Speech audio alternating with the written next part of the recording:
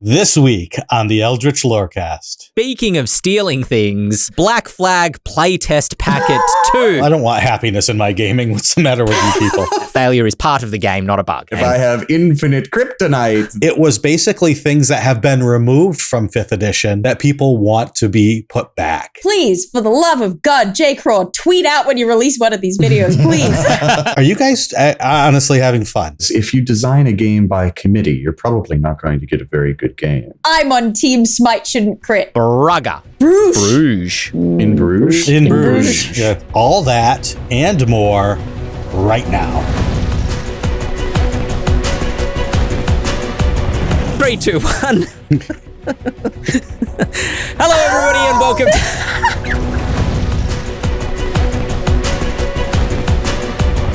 Hello, everybody, and welcome to this week's episode of the Eldritch Lorecast, the #1 podcast in all the world. Every nation, every accent loves this podcast because we talk all about tabletop RPGs and D&D. My name is Ben Byrne, and I am joined, as always, by Shawn Merwin, James Hake, Dael Kingsmill, and Dael. I don't know if I've asked this question before, but I'm going to throw it out there again. Maybe the answer's changed. What is your gaming snack of choice when you're playing a board game or a tabletop role-playing game? Ooh, I'm one of those people. I can't and don't really snack while gaming, particularly while DMing. Yeah. I can't. I've got too many things that I'm doing. I feel like I'm having to talk all the time. If I dare to put a grape in my mouth, that's the minute I'm going to have to speak. So I don't tend to snack while I'm gaming. Board games, I don't know. I don't like getting cards or things greasy. I will snack before and after the game. That's me. Okay, that's fair. That's fair. I agree with the spirit of a lot of what you're saying. I'm not sure if no snacking is my answer it's necessarily. It's not like a forbidden thing. Thou shalt not snack. Yeah.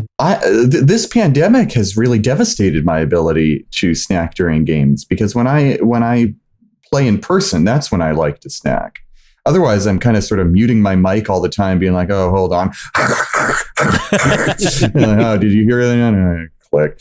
I love making homemade guacamole and serving tortilla chips with that. I love guacamole. I love to make it. But again, it's the problem that Dael brought up of getting grease all over your stuff because those tortilla chips, they're not as bad as potato chips, but they're still pretty nasty when it comes to leaving stains on cards and character sheets and stuff like that. So eat a meal in the middle of the game and then go back to playing. Is beer a snack? This question was originally going to be, what is your drink of choice? What's your poison when gaming? But I didn't necessarily know if we all drank while gaming, but beer's definitely a snack, sure. Some of us have to put up with our players. We try to eat before, but I've gotten around this by using candy as miniatures so that you could eat after, you defeat the monster. Oh, it was a large monster. Here's a big Reese's peanut butter cup, or here's a small dark chocolate Hershey's Kiss. Huge gecko gummies. Exactly, right. But as the game master, I may have to try a couple just to make sure they're okay. I wouldn't want to give the players bad snacks. You don't want to accidentally poison anyone. Exactly. Right, not accidentally, no. There's actually, I don't know, maybe the three of you will know it more than I, but I have been repeatedly kind of told about this role-playing game, or I think it's actually a war game, like a tabletop war game called Tiny Teddy's Go to War. And it's basically a tabletop war game where everything, the terrain, the war pieces are all just snacks and lollies. And whoever gets to eat their opponent's entire side first is the winner, is my basic understanding of this. I think in America, Tiny Teddies are called something else. We found it already. Teddies, something like Teddy that. Grahams. That's the one. Mm-hmm. Why? Why are they called that? Because they've got graham crackers, which is weird to say because you say graham crackers, but we say graham. Yeah, that's what I... Are we saying gram is in the unit of measurement or graham is in the name? Like the name, yeah.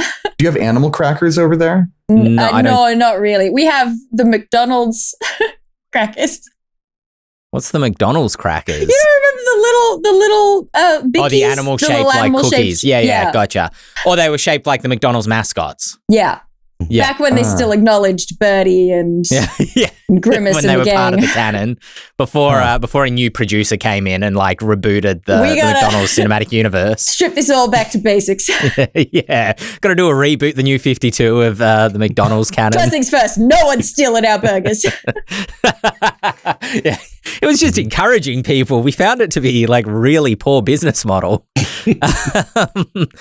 Anyway, talking about tabletop role-playing games, let's dive into the news. And speaking of stealing things, the Black Flag playtest packet 2 is now out. I kid. That wasn't even first on the run sheet. Pirate themed.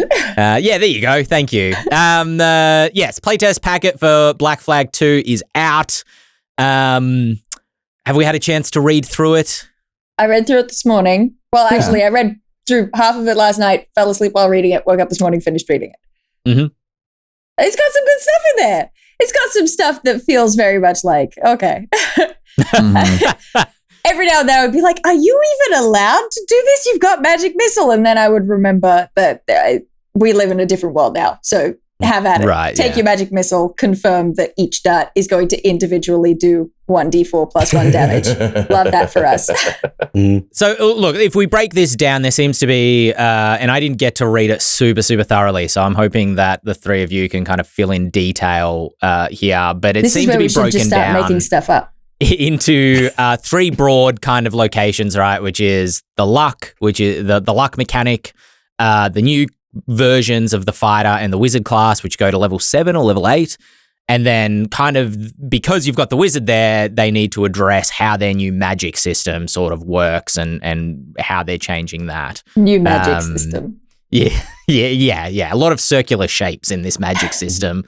What do we think of? Let's talk about the luck mechanic first. It's the first thing that kind of pops up. It's quick. It's simple. Do we like it? Do we dislike it? Do we have a more nuanced opinion than that? Well, let's start with this. The luck mechanic says right in the playtest that it's there to replace the inspiration mechanic. Mm-hmm. And the inspiration mechanic was sort of a flop because it tried to do something that narrative games do without being a narrative game. I've said this, I think people took it wrong, that D&D is a microtransactional game, and I don't mean it in terms of paying money for content. I mean it in terms of you do a lot of small things in order to do a bigger thing. It's ultimately a resource management game. For sure. Mm-hmm. And so these mechanics, as they're used in narrative games, are there to handle large narrative things. It uses the playtest uses the term fail forward. And in terms of the vernacular where we might use it in our everyday lives, fail forward might mean you failed, but you learned something, so next time you will be better at it. In a role-playing game, though, that's not what fail forward means. In a role-playing game, what it means is you're not doing a small mechanical transaction. You're looking at the larger goal. And you may achieve that larger goal, but there will be consequences or conflicts or something that happens that makes it messier than just succeeding. And I think what this luck mechanic tries to do is the same thing that the inspiration tries to do, which is put into a microtransactional game something that really doesn't need to be there. So it may work beautifully, but it's still trying to do something that I don't think a game like D&D, like Black Flag, needs at all. I agree with you in some ways. I disagree in other ways. On the big picture, I don't much like it. I think it's a cool idea. Mm-hmm. I think it's identified a problem to solve, which is that it feels like crap to spend your turn doing nothing because you rolled poorly. You know what you shouldn't play if you don't like that? D&D, maybe. Yeah. Well, I think that's exactly the thing. Is that if you're gonna have a resource to spend to, dodge out of failure, eventually that resource is going to run out, and suddenly you've still got the problem again. And so you've just sort of, ameliorated the issue for a brief moment.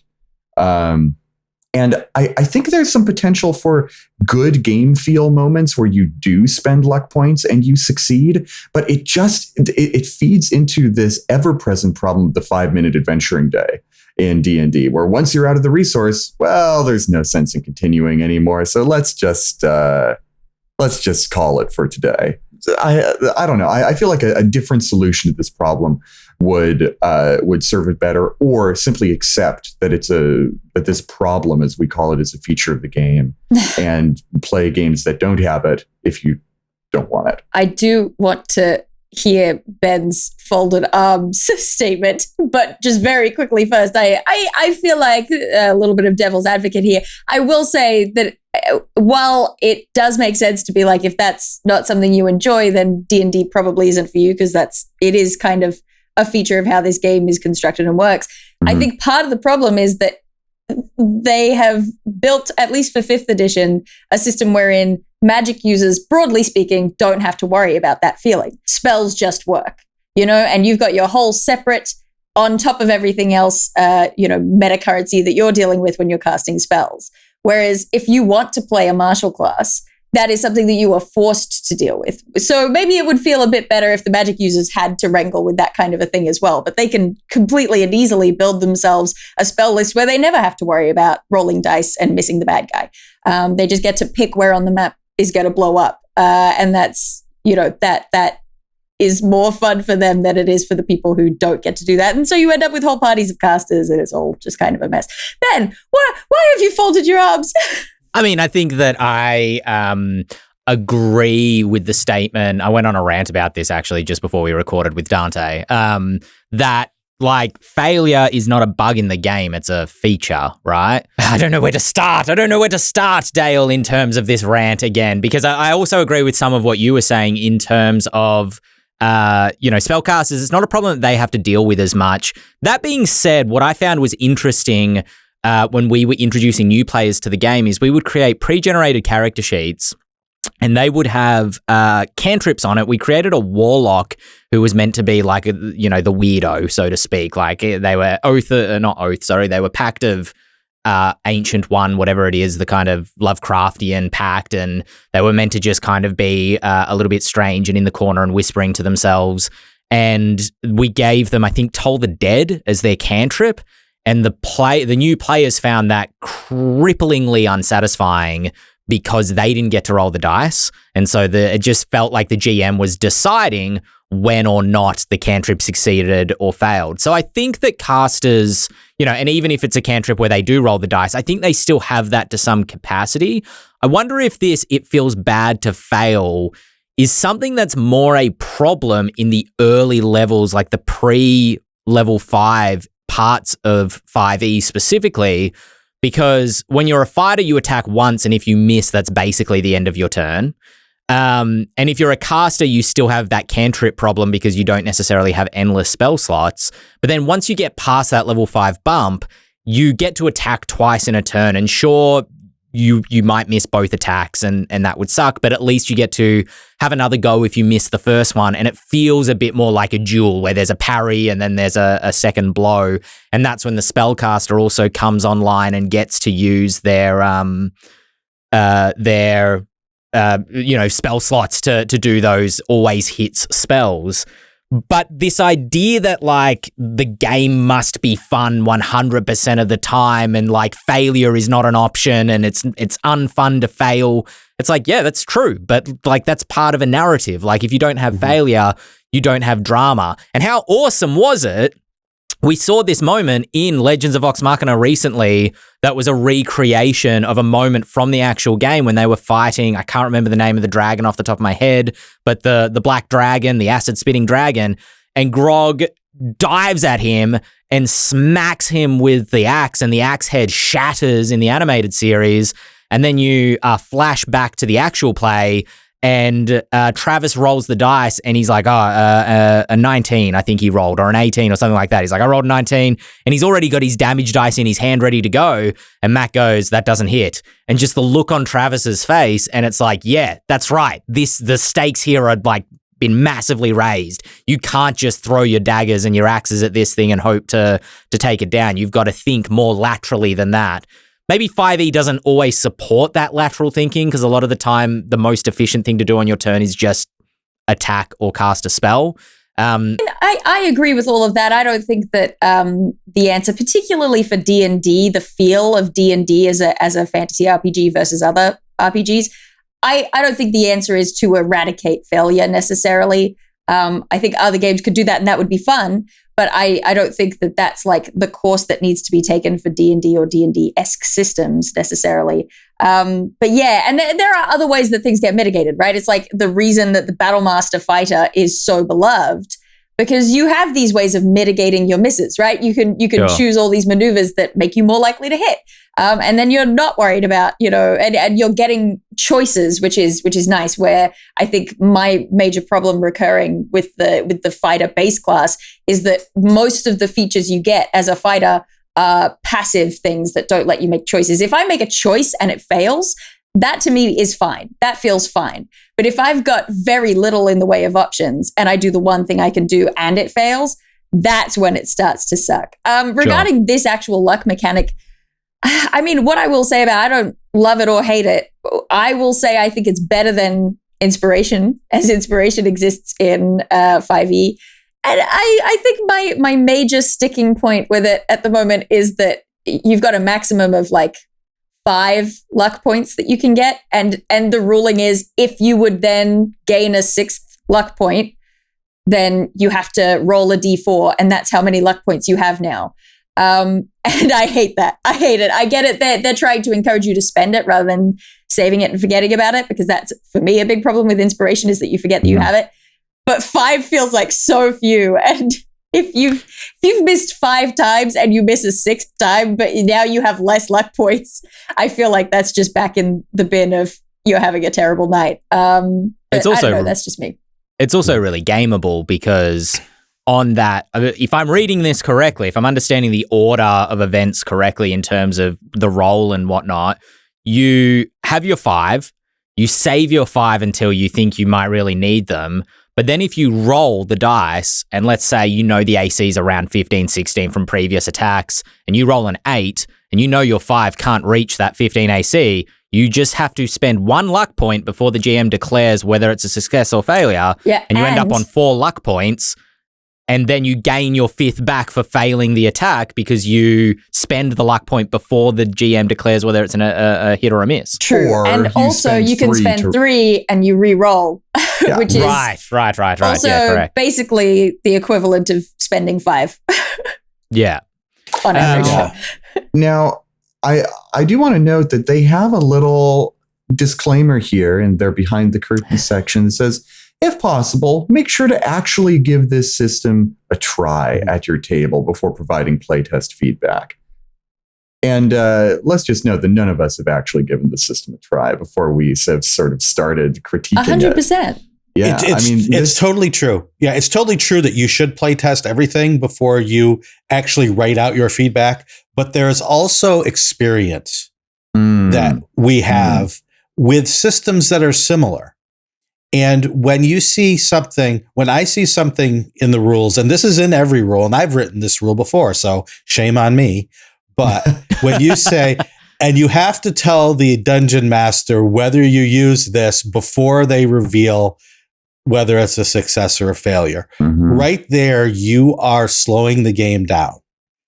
And then you are opening it up to my co-player on my right knows the AC of the beholder. I don't, though. So I roll and I get a 12 and I have 5 luck points. And I'm thinking, okay, should I use 1? Should I use 2? Should I use 3? And the player's like, use 5, because they know the AC of whatever creature it is that I'm trying to hit. And then the game master goes, no, you don't know that. And it turns into this metagame.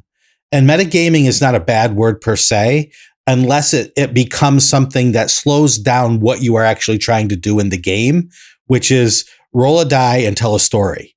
And this is roll a die, consult, consider, wait, or don't wait. Oh, as the game master, I don't like luck points. So I'm going to say right away, oh, I'm sorry, that misses. And then the player says, no, wait, you have to let me. And it turns into this whole thing. Whereas what is the problem you're trying to solve? is the problem you're trying to solve that sometimes you fail? If that is the problem, then in the classes, put something that allows you to succeed. If you're a fighter, if you miss with a certain kind of attack, or as a bonus action, you could automatically do damage, then you are getting over that problem. You are letting them do something without trying to put in a whole other system that may be great, may be bad, may rely on your preference, but is still something that might be tacked on that doesn't need to be there.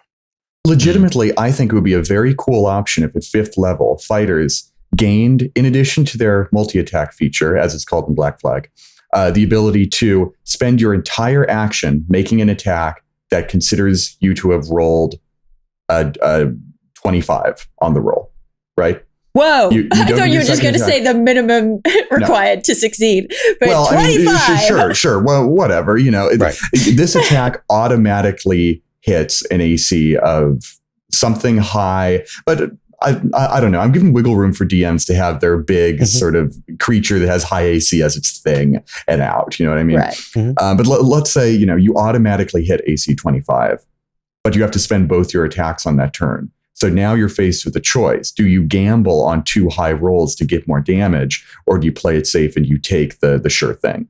That to me feels like a really cool fighter thing that plays into the class fantasy, especially if there's a subclass that it's tied to, something like a knight who isn't a big gambler, who likes to have the sure thing, stoic and straightforward. And here's the last stand feature that we see, which is basically second wind. Instead of that, or in addition to that, say, or roll a hit die and do that amount of damage to a monster that you see. There, now you've found a way to automatically see this problem can be solved in other ways, but we're not designing this game. Kobold Press is, so we need to let them do what their goals are, and we should just give them our feedback, but not our design, because that's what they should be doing, and that's what they want to do. Cosmic Postman asks, is that the philosophy of the Barbarian's reckless attack? Sort of. Sort of.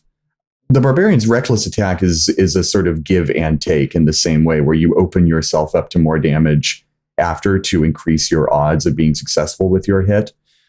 Because it's less black and white, because advantage is less clear cut than saying like you can hit AC 25. What these rules are trying to encourage is finding a way for you to more or less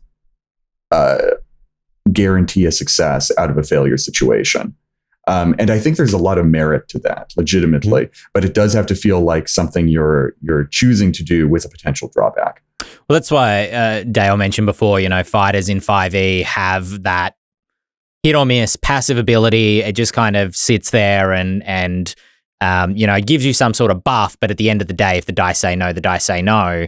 Whereas the martial action, which is the cousin's version of fighting styles, these really stood out to me because at first I wasn't sure if I loved them, especially because they're active, they're not passive. So aim requires a bonus action, and I'm just quickly reading it again now so I get it right. Yeah, kind of instead of a fighting style that says, you get +2 to these types of attacks, that is just flat and always there. These are similar things, but they are activatable abilities that are always a choice you have. But they're less frequently applicable, right? Because you need to use that bonus action. And then I think it says, and again, I'm trying to skim it as we're sitting here, the first attack that you make has advantage or some sort of bonus, which once you have that multi-attack, it's kind of like, well, I'm not getting this bonus as often as I would if with the archery fighting style, which is just like a +2 on every ranged attack. I also like having, because the fighter doesn't have that many uses for their bonus action, and I like having stuff to do with my bonus action on my turn. I understand that we want to speed up combat and whatever, but I don't feel like it slows me personally down to be like, and I will do this with my bonus action. I like having another thing I can do on my turn. It feels good. But that's, again, just me speaking for me. So the reason given by 5e developers early on for turning 4th edition's minor action into 5th edition's somewhat odd bonus action, which you either have or you don't, because a class feature gives you a bonus action, not the other way around. Not a bonus action lets you do a class feature. Class features give you bonus actions, is how 5e is supposed to work. No one treats it that way, though, because it's much simpler to think about it in the way the 4e did it, which is you have a move, an action, and a minor action. It's just that at the end of 4th edition turns, what the designers say was a problem that bogged down combat was, wait, I haven't spent my minor action. Can I do something with Is there anything I can do? Action? Can I make an intelligence check with my minor action? And flipping through your folder of character sheet bits that I mentioned last time. Yes. And it seems like the switch to bonus action did not really solve that particular problem. It just kind of obscured it for a little bit. I do just want to say, I understand why you wouldn't, because dismantling and rebuilding a magic system that makes sense from scratch would be a lot of work. And I get it, and I don't blame anyone for not doing that. I didn't do it. I'm never gonna. It's so much work. But I will say, people love this changing the name of spell levels to rings thing. I've heard it before. And I get it. I get why people like that. For me, I don't think it fixes the problem. Saying, yes, a first ring spell doesn't really solve that problem for me. And now we have, in this particular playtest, spell circles or magic circles, arcane circles, whatever they're called, spell rings, which are the same as spell levels, and we still have schools of magic.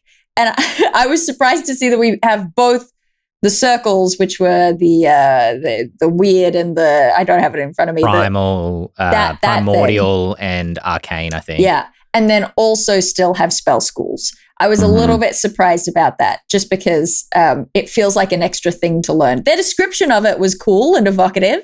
You know, the rings of the tree. I liked these whole descriptions. But to me, it still feels, I'm not blaming them. I think the problems are sourced from the long-standing history of D&D and magic therein.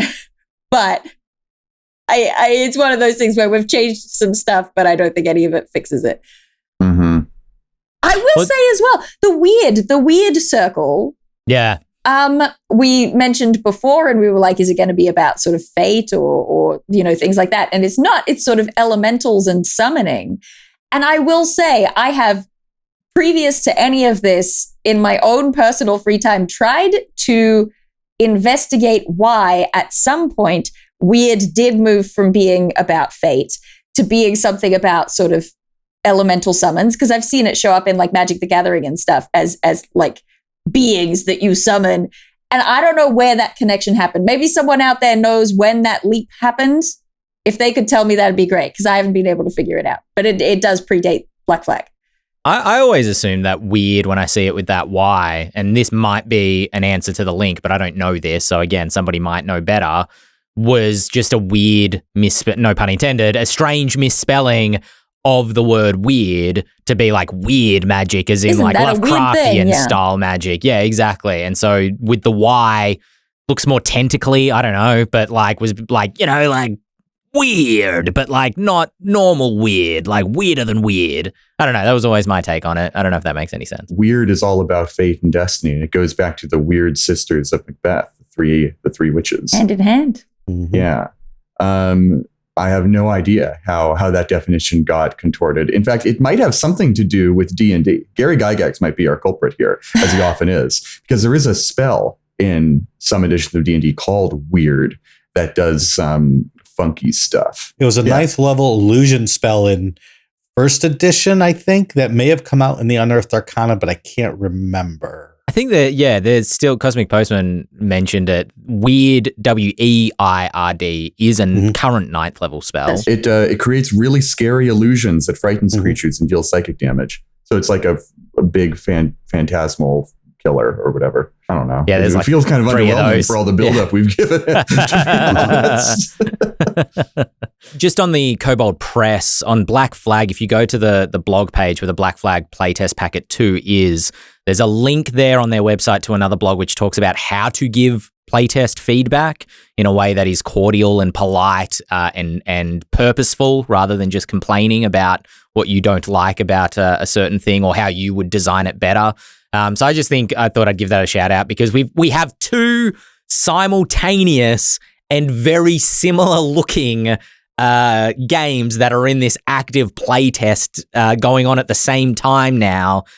So maybe going and reading that article might be useful for some folks to make sure that they're not just having emotional responses to the playtest, but actually providing useful feedback. Well, speaking of build up, let us quickly change topics across to the One D&D survey results. I think it was D&D Beyond YouTube channel, or it might have just been the D&D YouTube channel. I don't know when they're just amalgamating those or not. I find it unreasonably difficult to find these videos. I always miss when they're released. Yeah. And end up watching them weeks late. Yeah. I have to specifically search them using like Google. I don't know. Jeremy Crawford was talking about the previous playtest around the expert classes and some of what they found there, but also the more recent playtest, which survey is about to go live, around the Paladin and the... What else was in that one? Paladin and... Druid, thank you. That's right. He had some interesting things to say that I think are academically interesting around, the direction that they're sort of taking with this playtest and their thought process with this playtest. Did anybody else have any thoughts around that video that they thought were interesting? I did, but I have to wait until the D&D movies come out and everyone's seen it. I'm gonna wither away if people don't get to see this movie soon. 2 weeks. I want to talk about it. 2 weeks. 2 weeks. Yes. Gotta hold out. I'm gonna see I thought Jeremy's. weekend. Yeah, me too. I thought Jeremy's video was incredible. I thought it was finally the thing I have been asking for over and over again on this podcast, which is tell us what you're trying to do, and then we can ferret out some of the details and maybe even help you in our feedback. And that's exactly what he did. He is a smart man. And the team that he is leading on this, they're going to knock it out of the park if they're given the resources to do so, if they're given the time to do so, and if they are allowed to pursue the goal of making it the best thing it can be. Now, I'm not saying all of those things are going to happen, but at least the way he described the things, it gave me great faith in the designers there, because they were going into great detail, or Jeremy was going into great detail about, this is why we decided to do this change. He talked about the rogue, which I thought was incredibly important. The rogue got, this was the funniest thing, I think. People would give very high scores to the individual traits of a class, but then give a lower score to the overall class. And that doesn't seem to make a lot of sense logically, but Jeremy explained it. It was basically things that have been removed from 5th edition that people want to be put back. So for the rogue, it was people want to be able to do sneak attack on other people's turns. And so they could love everything, but they're going to give the overall rogue a lower score. And then he explained why they took out the sneak attack on other people's turns. And it makes perfect sense, because it slows the game down as people try to decide what they want to do or not do with other people's turns and what they can do or can't do. And then some players forget that they're even allowed to do sneak attack, all of that. And it just shows what a tough thing designing games are. Kobold Press is going through it. Wizards of the Coast is going through it.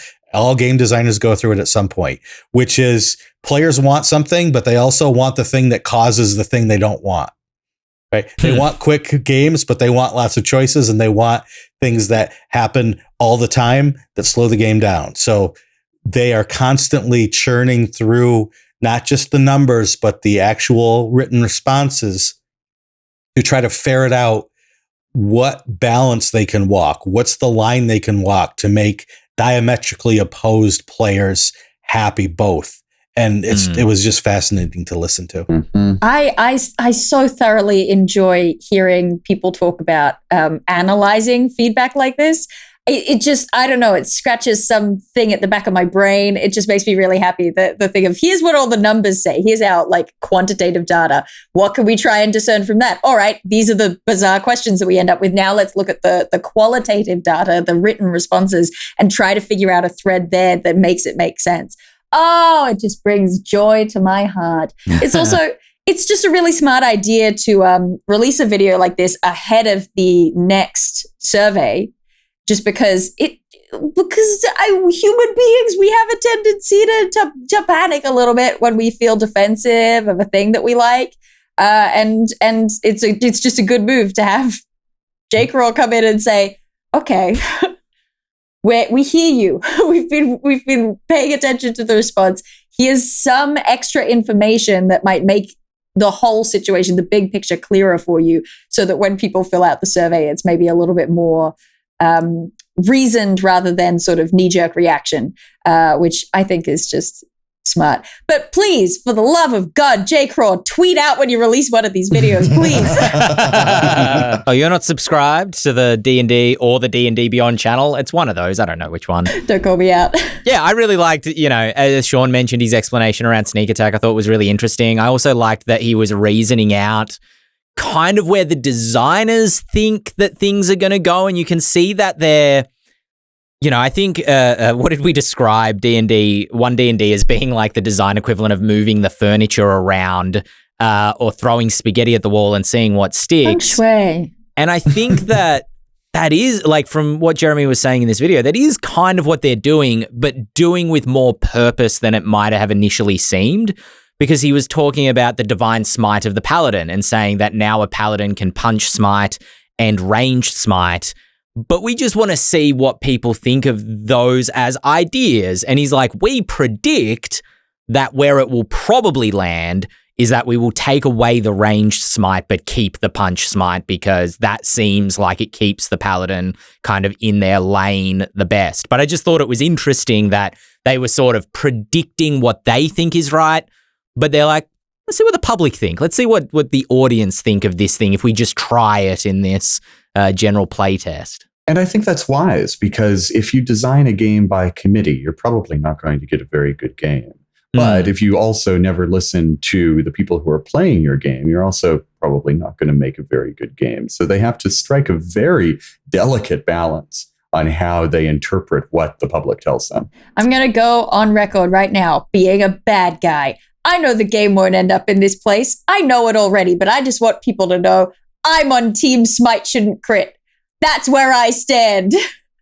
You're already getting to choose. Like the difference between something like sneak attack, right? Where it's like, oh, you happened to crit on this sneak attack. Wow, roll all them dice twice. Versus smite, where you get to choose. I agree. Yeah, sure. I agree. Yeah, join Team Bad Guy. And I love, I'm a paladin main through and through. I love my big smite hits, but either make it so you can waste a smite, by having you declare it before you know whether you hit or not, or get the big crits when you roll a 20. That's my thing. One way or another. One or the other.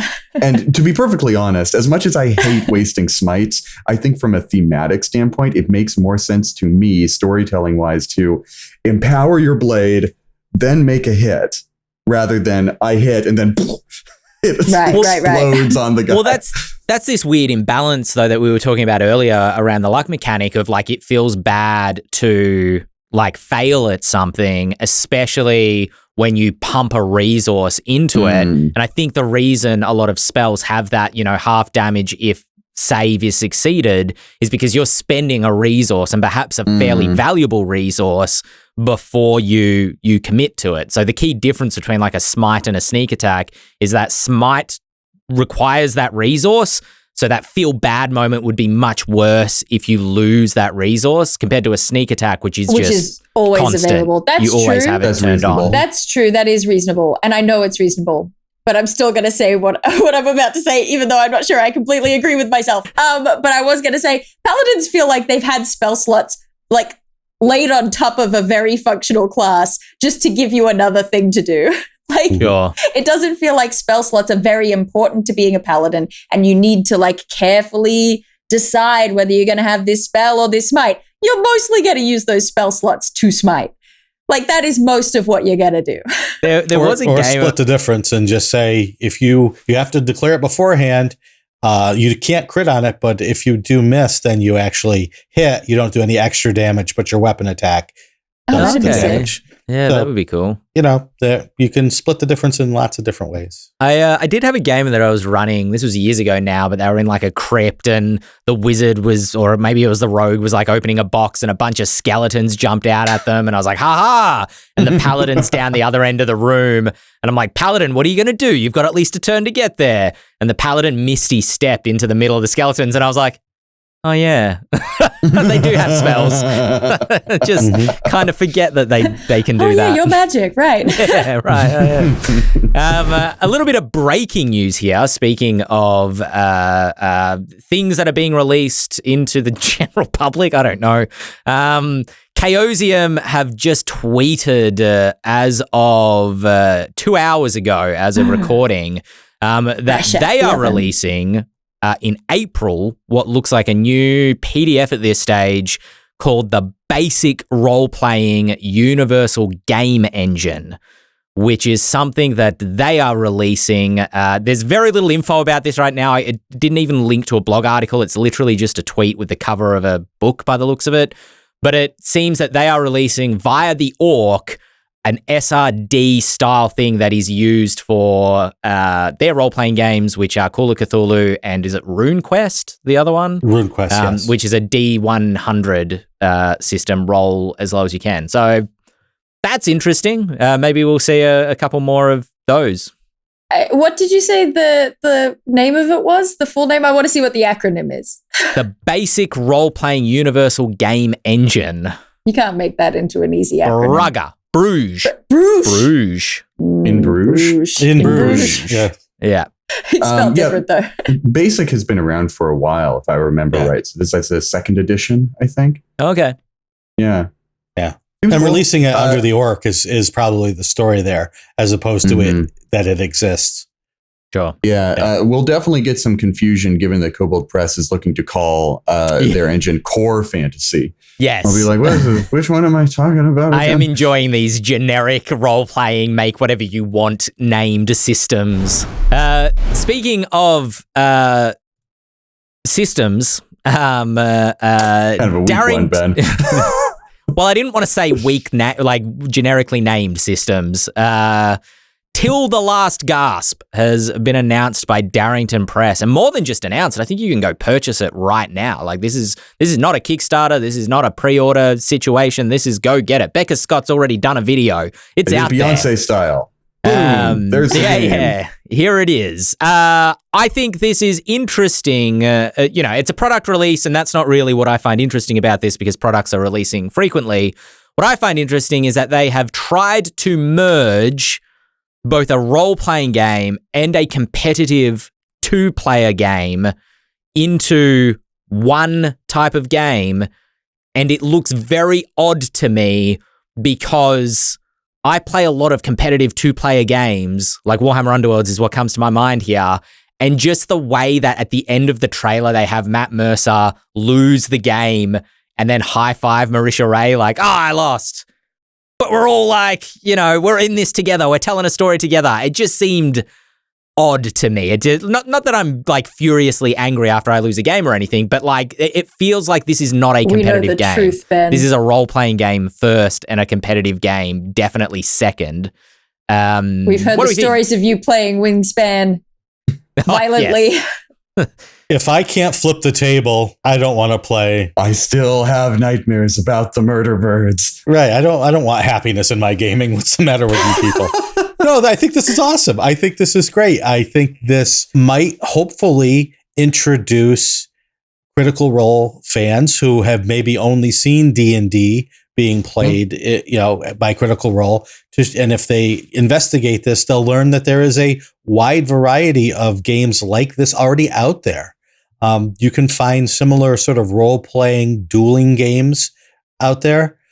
You could find they run the spectrum of all role-playing to all combat, where there is a winner, and everywhere in between. So, and if you try hard enough, you can turn any a tabletop game into a role-playing game. I like to force my friends to role-play when we play Gloom. Mm-hmm. Voices are involved. Oh, yeah, I do with Pandemic. If we're playing Pandemic and we're not in the same city, you have to pick up the phone. You have to pick up the phone. Have you done Pandemic Legacy? No, we started Betrayal at House on the Hill Legacy, which I don't want to give any spoilers for that because that's really fantastic. Game from that Incredible really first game. Yeah, amazing. I didn't get very far in it, though. If I can talk about For the Last Gasp for a second. The thing that's on topic. I just want to say how awesome it is to have a 2-player RPG. The number of times I've been hanging out with like one friend or a romantic partner and been like, I want to play an RPG with you. I'd love to play an RPG with you. And it's like, yeah, cool. But all RPGs are for 3 to 5 players minimum, unless you want to give really avant-garde with it. It's like, well, never mind, I guess. But this fills a need that I don't feel like I'm constantly in need of filling, but every now and then, once or twice a year, this crops up, and I'm like, I can't believe no one thought of this before in a major capacity. So this is great. It seems like a really fun concept, well tied to its actual gameplay. Right? Storytelling in a duel. My favorite part of The Princess Bride, basically. Yeah, I agree. I love the apparent kind of pick up and play. It seems to take, 30 minutes, I would assume, or maybe 45 minutes based on what I've seen from the gameplay to play. And exactly like you've said, like some nights I'm like, man, I'm just itching for a game of like Vampire Masquerade, or I'd love to do a quick one-shot of Call of Cthulhu. But there's so much process to go through to get a role-playing game happening in terms of character creation or finding pre-gens if you don't have them on hand, and then becoming familiar with those pre-gens, having an adventure to run, having a GM there, willing to run the adventure. The pick-up and playability of this, I think, looks really exciting. Speaking of exciting things, Graham has sent us an email. Graham. Potentially the Graham himself reemerges. Graham or Graham? Graham. Does he have teddies? Well, I'm not sure. I'm sure Graham doesn't appreciate these jokes at his expense. He probably gets these every day. Sorry, Graham. Sorry, Graham. That was in poor taste. Graham is asking, it was a very quick, very simple email asking how to create setbacks or, quote, humble the party without just murdering them all and dropping them to 0. And I thought this was interesting in relation to our conversation from earlier this episode in terms of having failure as a feature of 5e or role-playing games in general, I suppose. That isn't all feel bad. That still feels engaging, if not, terribly fun in the moment that it happens. How, as a GM, can you, I suppose, create stakes even that aren't just, if you fail this, you all die? Well, to embrace the villain arc, the thing that immediately comes to mind is a story that Brennan Lee Mulligan told, where he was saying he had a party of players who, were just kind of yucking it up, having a good time, not caring about the plot hooks for major baddie factions or anything like that, picking and choosing based on money, all the classic player things, right? Like, we do what we want. We don't care about nothing. But they had sort of a hedge witch NPC in the base town that they quite liked and were attached to. And so they went off on one of their money-making quests and came back, and the major baddie bandit faction had murdered her. And suddenly they were invested in the plot. I think that is one way to humble your players.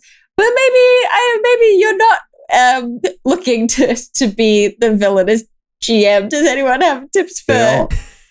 You may be the bad guy. I'm about to be the badder guy, and I hope Shawn is the baddest guy after me. But yeah, I'm the level 5 big bad. You're level 10.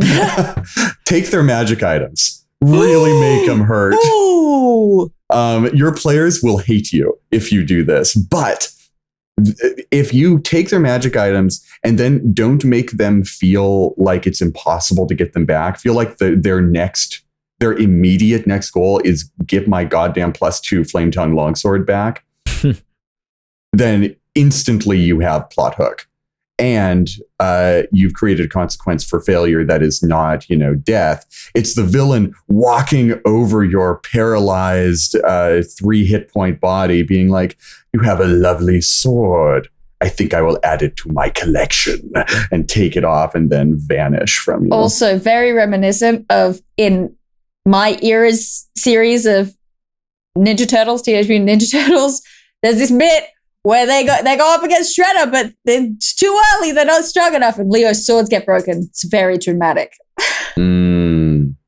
Has a whole character arc for him. Mm-hmm. Yep. So I'm going to go straight to the baddest. Yes, I love this. So, I mean, Dael's idea is great if the characters care about something that you can do that. James' idea is great if they care about their magic items and if they're like that. What if they don't care about anything? What if they're just... That's when you step outside of the DM's screen and you say, are you guys honestly having fun? How do you want to play? Do you want me to continue? Do you want me to continue DMing for you? You guys are making me sad. I am not having fun right now for XYZ reasons. So let's see what we can do so we can all have fun. And it may involve you actually having to pay attention a little bit more. But let's all have fun as a team. So that's the baddest. If you step outside of the DM and you become a person again, and you actually have to talk to people, communication's good, right? We have X cards, we have these things. There's a meme for this. Right. There's a meme. we should feel comfortable enough having those difficult discussions if it is to the point that you've gotten to. If it's just, they think they can't be beat, you have tons of DM tricks at your disposal to beat them, right? The monster, it hit. You didn't roll the die. Yes, I know. And guess what? You're at 0 hit points. It's you could do those sorts of things. It's not fun necessarily or fair, but figure out what the problem is and then address the problem directly if you feel strongly enough about it. Amazing. Incredible. I've got chills. And if that fails, just call the police, on your players. The Here's Ben with the noodle. batterist answer. I have been at conventions where that has happened. So we could, I haven't had to, but police have been called, people have been taken away. So I'm speaking from a wider range of experience than just like a home group or something.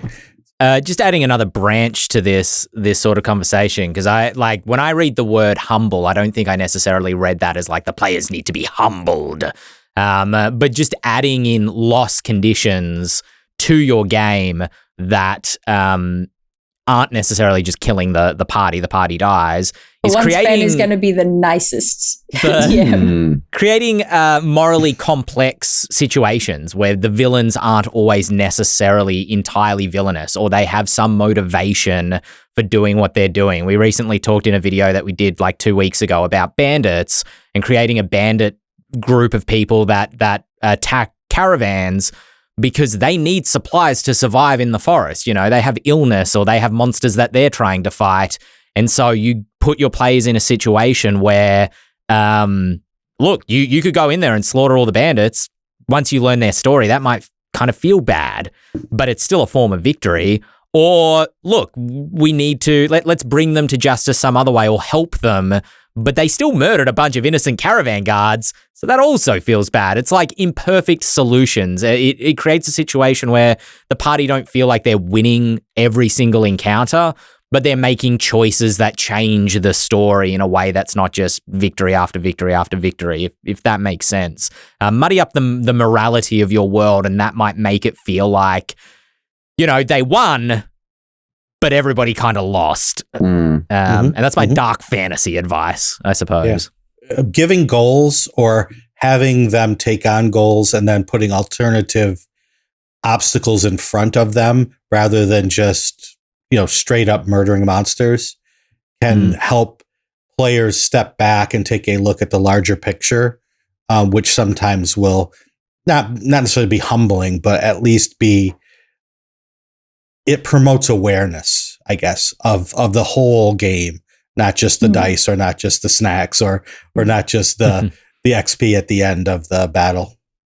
Yeah, and forcing them to make a choice doesn't even have to be a moral dilemma, right? It doesn't have to be your trolley problem. It can be like, hey, you want to fight both these bad guys, but you like they're both doing this at the same time. You got to pick one, right? Like it can be about money. It can be about quests. It can be about fun combat.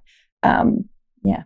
Again, I don't know whether it humbles necessarily. That word has such nuance, but the princess is in another castle. Could be another way to do this, or similar to what Dael said, the villain reacts. They can't go after the party for whatever reason. The party have killed one of their lieutenants, or the party have stolen one of the villain's magic items. The villain knows they can't defeat the party directly, so they go and like burn down another village or something like they react in some way to lash out at the party that might not be direct, but still feels like, there is a setback. That's the classic Lex Luthor trick. Yeah, can't go up against Superman, but you can hit him in the heart. Yeah, right? Until you build yourself a robot armor suit, and then it's time, Superman. But if I have infinite kryptonite, then... Well, speaking of infinite kryptonite, the infinite kryptonite of this podcast is time, which has once again defeated us and humbled us, I suppose, as we have once again reached the end of this week's episode of the Eldritch Lorecast. If you have enjoyed this episode and you're watching us on YouTube or listening to us through Spotify or some other platform, feel free to give us star ratings, thumbs up, subscribe to the channel. All those good things help spread the word of the Eldritch Lorecast and get us out to more people, which is we're very appreciative of. Thank you. Sorry, I lost their name, but somebody subscribed on Twitch before, so thank you very much for that. And I've been Ben Byrne, here with Dael Kingsmill, Shawn Merwin, James Hake, and we will be back next week for another episode of the Eldritch Lorecast, and we will see you all then. But thank you to, I'll see if I can quickly find their Twitter handle, the person who made fan art for the Lorecast. Oh, that was so good. That was good. Nick came running down from upstairs in the office. He's like, you have fan art. You have fan art. I'm like, what? Randall Hampton at Randall_Hampton. Double L, Randall_Hampton. Yeah. Thank you. All right, take us offline. Okay. Bye, everyone. Bye.